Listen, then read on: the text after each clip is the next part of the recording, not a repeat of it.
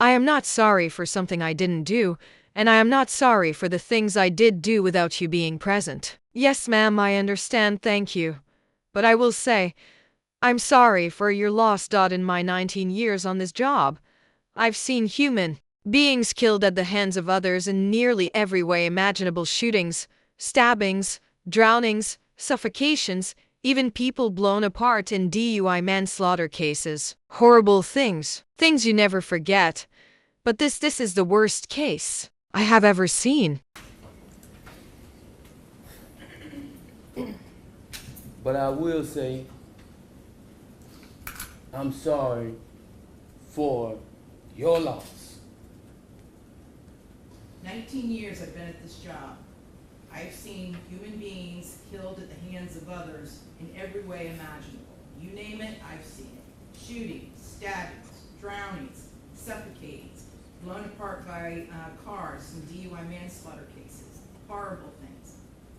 This is the worst case I have ever seen as far as the facts go.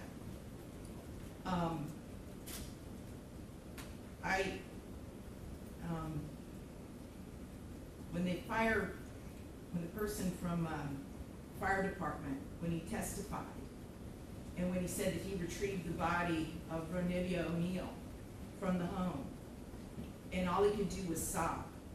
It took every ounce I had not to start sobbing too. Because there is no way any person with any feeling could have witnessed or seen the photos of what occurred that night and not be haunted for the rest of your life. I know I will be. For the rest of my life, I'll be haunted by what I saw as far as the evidence and just the abject cruelty of it all. The abject cruelty. And I was aware, because I reviewed a lot of the discovery ahead of time, as you well know, did a lot of in-camera inspection of a lot of documents. And I was aware there was some evidence, at least, that when you needed to recover from your gunshot wound, that neither your parents nor your Aisha, Ms. Robinson, would let you come recover at their home. I don't know if it's true or not. I'm not going to get into a dispute. I'm just mentioning there was some evidence referencing that in the records. And all I could think about, because I knew that Miss Barron was not with you romantically at the time. And I knew that she just out of the goodness of her heart let you come stay with her. And it is beyond tragic that that critical decision ended in so much horror for her and for her children. It is unspeakably cruel what happened as a result of that one decision. The way that Ms. Barron died was horrific, and that 911 call, which captured truly all of it. You heard, and everyone who's heard that 911 call heard a death scream. If anybody ever wants to know what it sounds like before a human being dies, knowing that their death is imminent, that's exactly what it is. That was a death scream. We're going to see if it's true. But what happened to little Ronivia and to little Ronnie, but I'm going to focus on Ronivia, because she was special. And you could tell Miss Barron had done everything she could to create a beautiful home for her family. I noticed that the Ronivia's bedroom, before you set it on fire, you could tell she tried so hard to make her feel like a princess.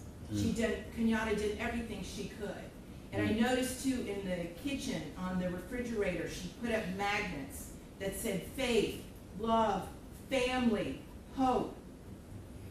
And then you know what else happened to that refrigerator during that night? It got splattered with blood all over it due to what happened. Little Ronivia, she couldn't scream, she couldn't run away, and she witnessed what you did to her mother as far as shooting her mother in the arm with the gunshot. She knew.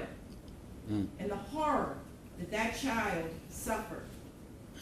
And she already had a life where she was born with challenges regarding her physical and her mental disabilities.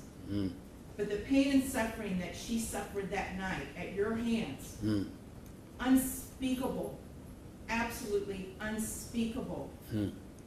And at the moment, that first time you struck her with that hatchet, and little Ronnie testified that all he could see was tears coming out of his sister's face. At that moment, that child knew she was being betrayed in the cruelest, most tragic and sorrowful way that a child could ever be betrayed. She was being betrayed by her parent, the one person that should be there to protect their children and love them and keep them from harm. And that was the last thing that child felt before she passed on from this earth, was your utter, cruel betrayal to her. And I read somewhere, and I don't know if it's true or not, I have no idea, but I read somewhere that souls pick their lives, and that they know exactly how difficult their lives are going to be before they enter into this world.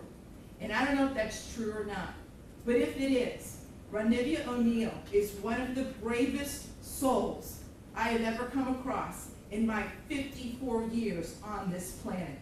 One of the bravest ever.